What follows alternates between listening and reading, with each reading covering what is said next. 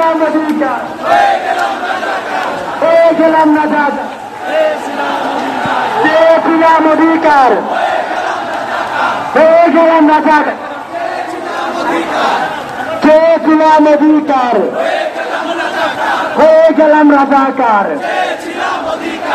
যে 14ই জুলাই মতান্তর 15 জুলাই পর্যন্ত হবে যে ঐতিহাসিক গগন বিজয়ী স্লোগানের মধ্য দিয়ে আমাদের এই গণ অভ্যুত্থানের জন্ম হয়েছিল, সেই গণ অভ্যুত্থানের স্লোগানকে অনেকেই বিকৃত করার চেষ্টা চালিয়েছেন।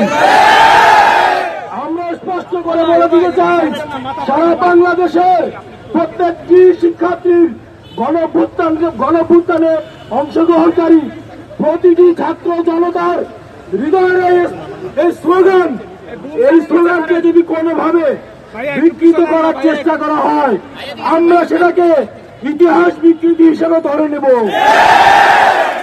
আমরা জানি বছরের পর বছর, যুগের পর যুগ ধরে বাংলাদেশের